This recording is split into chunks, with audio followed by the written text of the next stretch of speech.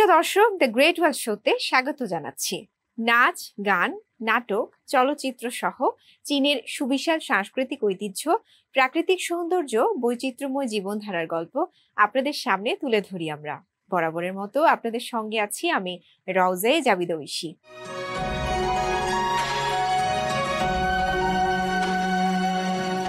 গেল মাসে বাংলা নববর্ষ শুরু হলেও সম্প্রতি বেইজিংয়ে অবস্থিত বাংলাদেশ দূতাবাসে অনুষ্ঠিত হয়েছে বাংলা নববর্ষ উদযাপন।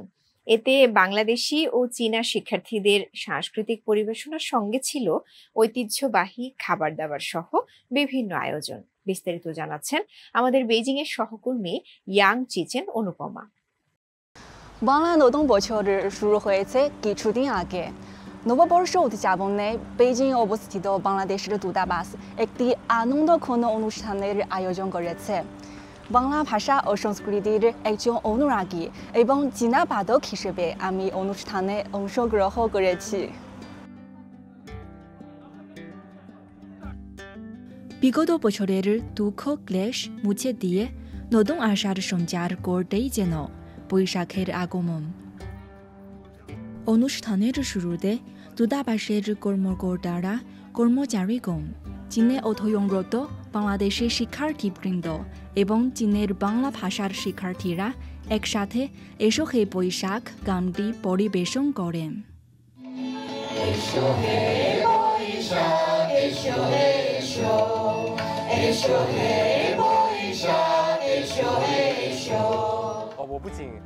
এখানে বাংলাদেশি ও চীনা বন্ধুদের সাথে এসো হে বৈশাখ গেয়েছি।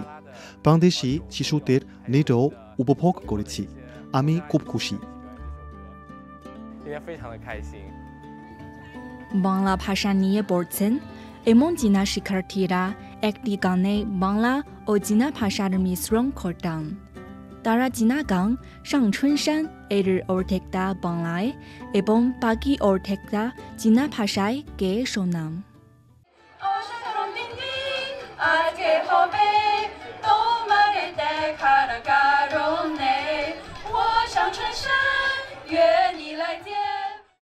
আমি বেজিং ফরেন স্টাডিজ ইউনিভার্সিটির MA ডিগ্রির জন্য করছি এখন। আজকে আমি আর আমাদের বিশ্ববিদ্যালয়ের অন্য 4 জন মেয়ে এসেছি। আমরা বাংলা ভাষা আর চীনা ভাষা দুটোই একসঙ্গে দিয়ে একটি গান গাইয়েছি। তার চীনা নাম হলো সাংচুনশান, আর আমি এই গানের একটি অংশ বাংলা ভাষায় অনুবাদ করেছি। পাশাপাশি চীনা ঐতিহ্যগত বাদ্যযন্ত্র দিয়ে বাংলা গানের সুর বাজানো হয়েছে অনুষ্ঠানে। আমি চীনা বাদ্যযন্ত্র আরহুতে এসো হে বৈশাখ গানের সুর বাজিয়েছি।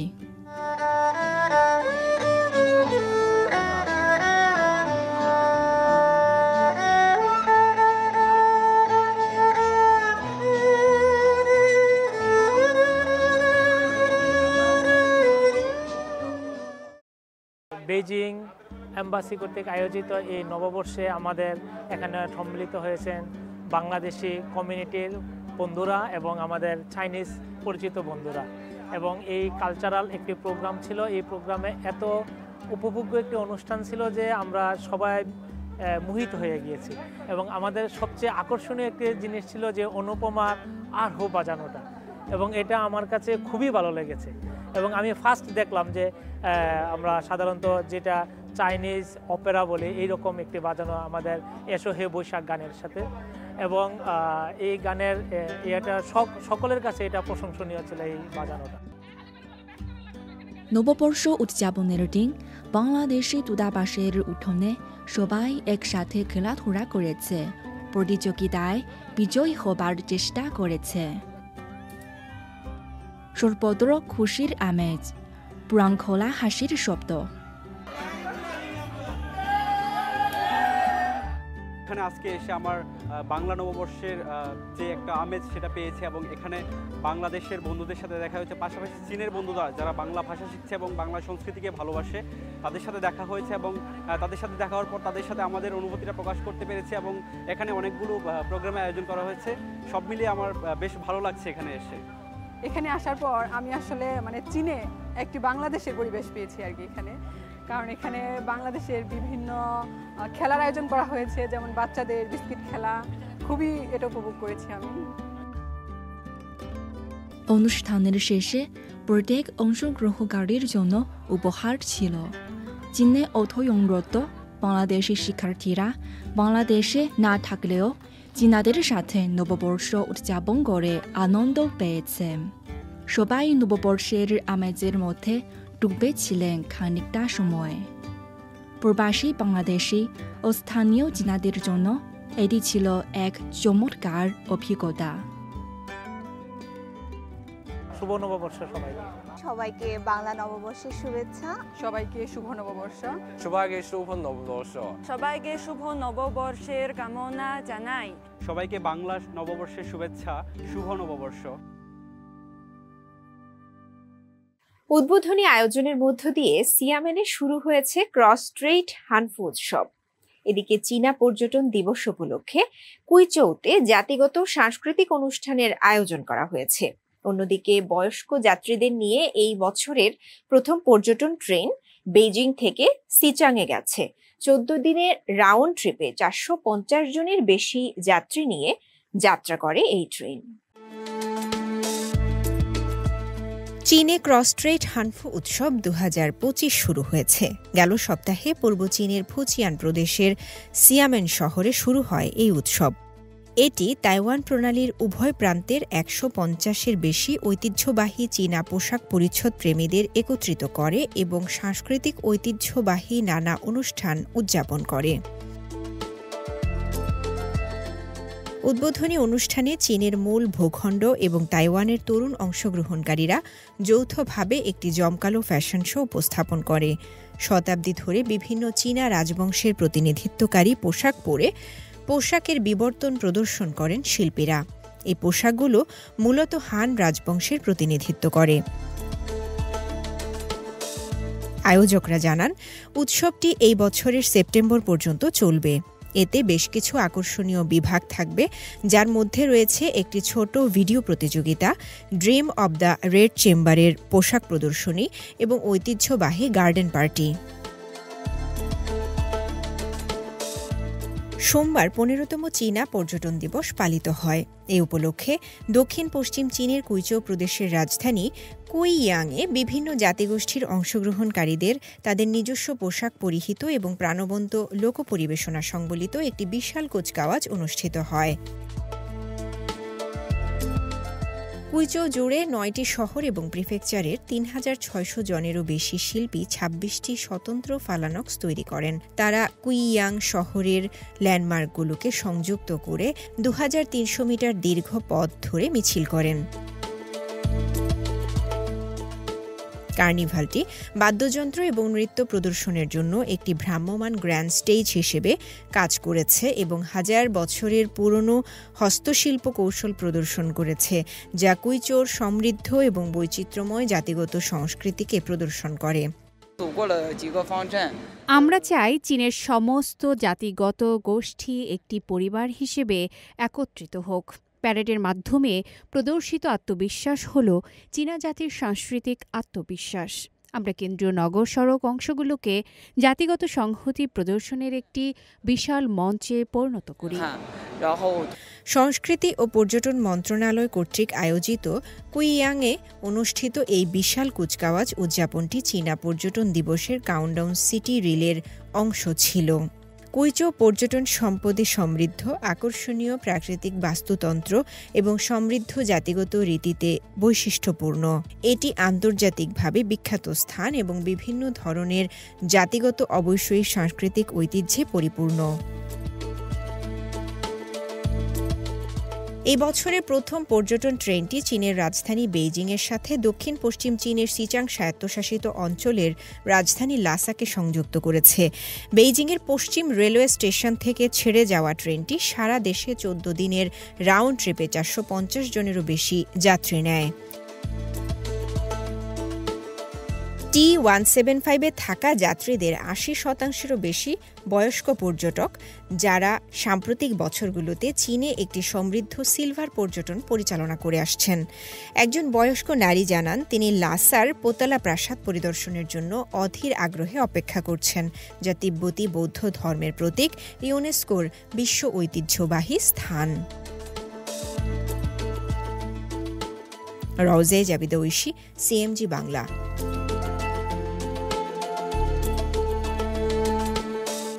চীনের নাগরিক চীনের সৌন্দর্য, সংস্কৃতি আর মানুষের জীবনের বাস্তব গল্প তুলে ধরবে, এতে আর আহামরি কি। কিন্তু ভিনদেশি কেউ যদি সবকিছু এক ভিন্ন দৃষ্টিভঙ্গিতে তুলে ধরেন, তাহলে ব্যাপারটা কিন্তু অন্যরকমই দাঁড়ায়। এমনই একজন ব্রিটিশ ব্লগার অ্যালেক হান্টিংটন, তবে সবার কাছে তিনি বেশি পরিচিত জ্যাকি নামে। ব্রিটিশ তরুণের কাছে চীনের গল্পটা কেমন, চলুন জেনে নিন। চীনের হুবেই প্রদেশের প্রাণকেন্দ্র উহান শহরকে নিজের বাড়ি বানিয়েছেন জ্যাকি। শুরুটা হয়েছিল কেবল নিজের চীনা ভাষা শেখার জন্য ছোট্ট ভিডিও বানিয়ে, কিন্তু এখন তা ছড়িয়ে পড়েছে বিশ্বজুড়ে। তার ভিডিওতে শুধু ভাষা শেখা নয়, স্থানীয় জীবনযাপন, খাবার আর সংস্কৃতির রঙিন ঝলক সবই থাকে।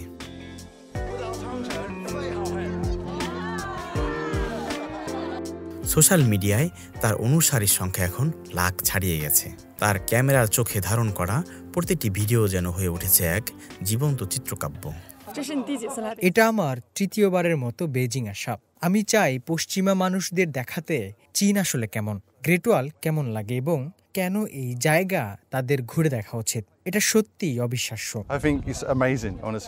প্রথম দিকে ভিডিও বানাতেন কেবল চীনা দর্শকদের জন্য, কিন্তু ধীরে ধীরে বিশ্বজুড়ে বেড়ে যায় চায়না ট্রাভেল ভিডিওর জনপ্রিয়তা। তখন থেকেই জ্যাকি সিদ্ধান্ত নেন আন্তর্জাতিক প্ল্যাটফর্মেও ভিডিও পোস্ট করবেন তিনি। বিদেশি দর্শকরা জানতে চায় চীনের মানুষ কেমন, খাবার কেমন, জীবনযাপন কতটা আধুনিক। অনেকেই চীনে আসেননি, কিন্তু যা জানেন তা বেশিরভাগই ভুল তথ্য। ওরা ভাবে মানুষ গরিব বা অনুন্নত, কিন্তু এটা ঠিক না। পশ্চিমা গণমাধ্যম অনেক কিছুই ভুলভাবে তুলে ধরছে। আমি চাই সত্যিটা ওরা নিজের চোখে দেখুক।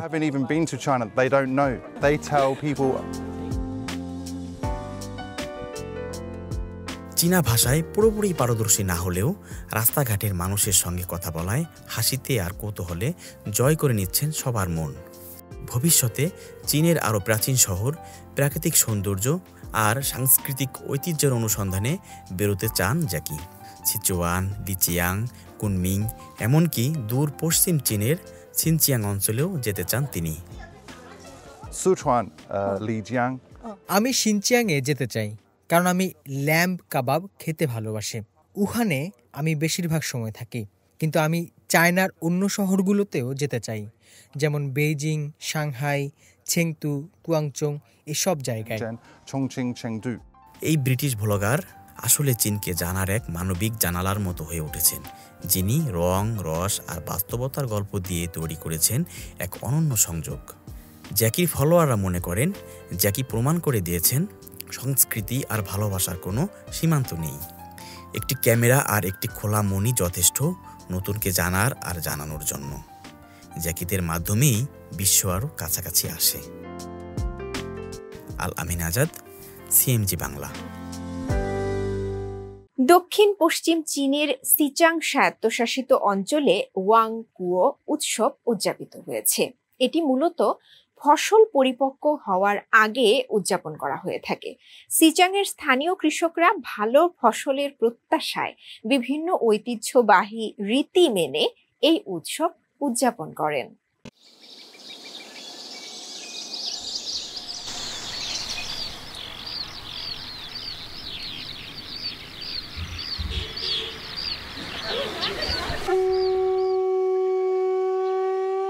সমুদ্রপৃষ্ঠ থেকে ৪,০০০ মিটার উঁচুতে দক্ষিণ পশ্চিম চীনের সিচাং স্বায়ত্তশাসিত অঞ্চলে আসন্ন নতুন ফসলকে স্বাগত জানাতে ঐতিহ্যবাহী ওয়াংকুয়ো উৎসব উদযাপন করেছেন কৃষকরা। প্রচুর ফসলের প্রত্যাশায় গেল সপ্তাহে স্থানীয় কৃষকরা নেচে গেয়ে উৎসবে মেতে ওঠেন।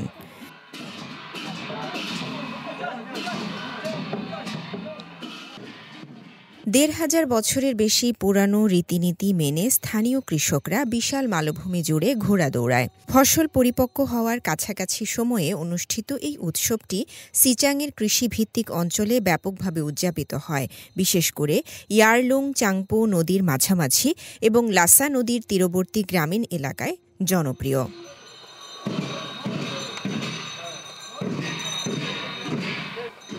স্থানীয় মন্দিরের ভিক্ষুরা উদযাপনের জন্য একটি শুভ দিন নির্বাচন করেন। এই দিনে লোকেরা উৎসবের পোশাক পরে অনুষ্ঠানের জন্য জড়ো হওয়ার সময় ওয়াইন এবং খাবার নিয়ে আসে। প্রতিটি পরিবার একজন সদস্যকে ভিক্ষুদের নেতৃত্বে একটি বিশাল শোভাযাত্রায় যোগ দিতে পাঠায়।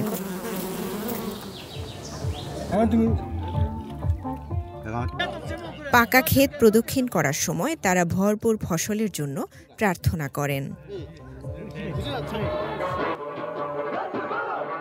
নীল আকাশের নিচে রঙিন নৃত্য, বেহালার বাদ্যযন্ত্র এবং সঙ্গীত সব মিলিয়ে একটি ভিন্ন আবেশ তৈরি করে। পৃথিবীর ছাদ বলে খ্যাত তিব্বতের ভৌগোলিক অবস্থান এবং প্রাকৃতিক পরিবেশের কারণে আবাদি জমির পরিমাণ কম, তবে চীনের উন্নত প্রযুক্তির কারণে সেখানে ফসলি জমির পরিমাণ বেড়েছে। জলবায়ুর বিভিন্নতার কারণে ফসলের পরিপক্বতার তারিখ অঞ্চল ভেদে ভিন্ন হয়, যার অর্থ উৎসবের কোনো নির্দিষ্ট তারিখ নেই। এটি প্রায়শই বিভিন্ন স্থানে বিভিন্ন তারিখে পালন করা হয়। রওজায়ে জাবিদ ঐশী, সিএমজি বাংলা। এদিকে গেল সপ্তাহে অনুষ্ঠিত হয়ে গেল তিব্বতী জাতিগোষ্ঠীর বিশেষ উৎসব তিব্বতী নববর্ষ। উৎসবের আগের রাতে সিচাংয়ের ঘরগুলোতে রান্না করা হয় গুতু নামক এক ধরনের বিশেষ পরিজ। এই গুতুতে থাকে ৯টি উপাদান, যার মধ্যে রয়েছে মাংস, শালগম এবং ময়দা দিয়ে তৈরি বিভিন্ন ধরনের বল। পারিবারিক মিলন মেলা, প্রার্থনা এবং আনন্দ উদযাপনের জন্য এটি একটি গুরুত্বপূর্ণ উৎসব তিব্বতীদের জন্য।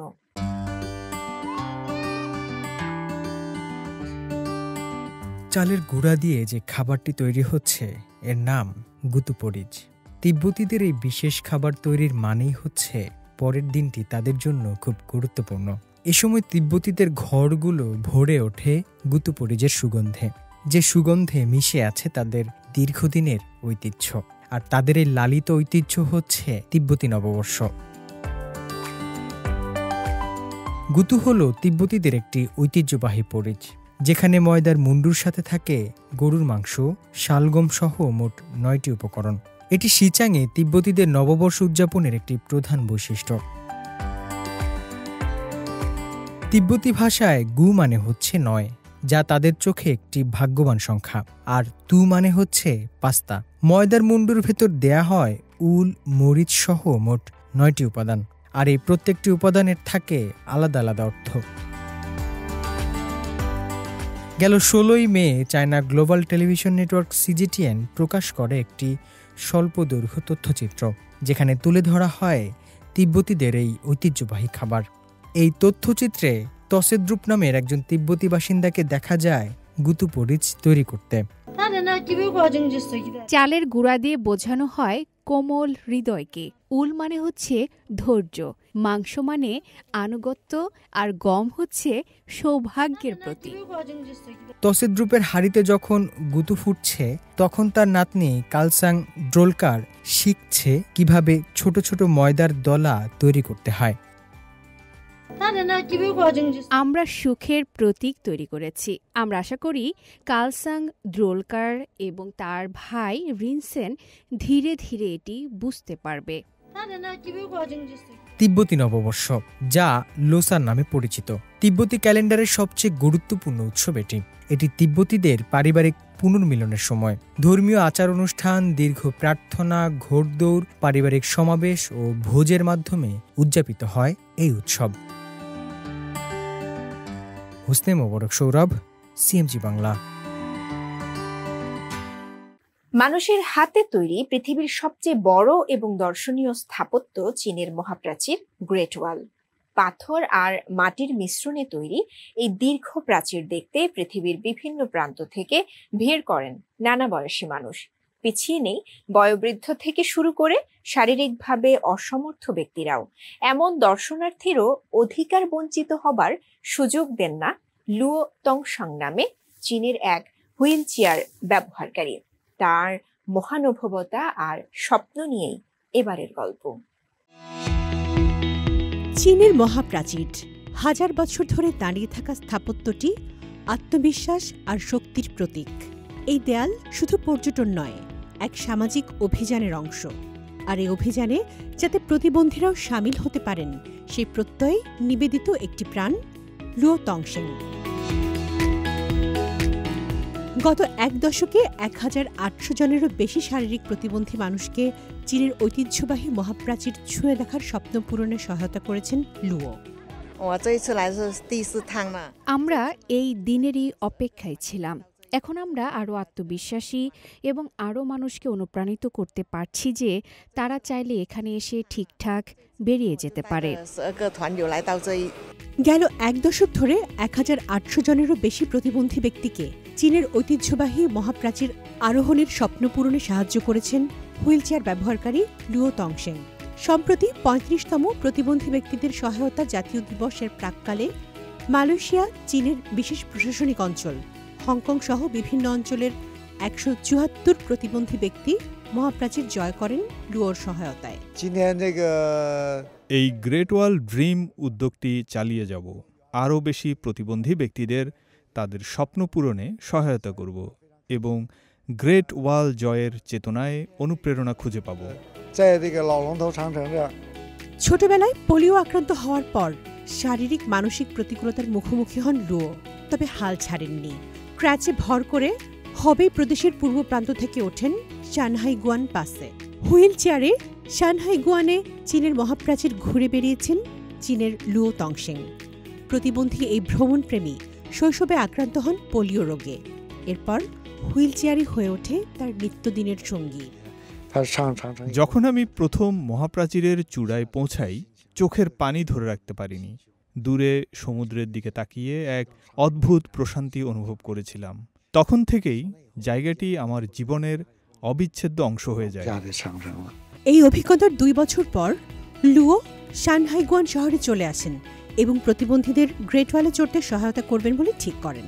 ২০২২ সালে একটি ফেডারেশনের সহায়তায় লুও প্রতিষ্ঠা করেন লিনিউ হস্তশিল্প কর্মশালা, যেখানে প্রতিবন্ধীরা সুযোগ পাচ্ছেন হস্তশিল্প তৈরির। আগে শারীরিক অবস্থার কারণে নিজেকে কম যোগ্য মনে করতাম। ভাবতাম আমি অনেক কিছুই পারি না, কিন্তু এখানে এসে বুঝলাম সবাই কিছু না কিছু করে এবং অসাধারণ। লুও এখন স্বপ্ন দেখেন একটি প্রতিবন্ধী বান্ধব বৃদ্ধাশ্রম গড়ে তোলা, যেখানে তারা সম্মানের সঙ্গে বাকি জীবন কাটাতে পারবেন। তামান্না জেনিফার, সিএমজি বাংলা। দর্শক, দ্য গ্রেট ওয়াল শো আজ এ পর্যন্তই। আমাদের অনুষ্ঠানটি টেলিভিশনের পাশাপাশি সোশ্যাল মিডিয়ার মাধ্যমে দেখতে www.facebook.com/CMG বাংলা এবং ইউটিউব চ্যানেল সিএমজি বাংলাতে ভিজিট করতে পারেন। পরবর্তী পর্বে নতুন কোনো আয়োজন নিয়ে দেখা হবে আপনাদের সঙ্গে। সে পর্যন্ত সবাই ভালো থাকুন, সুস্থ থাকুন। চাইচিয়েন।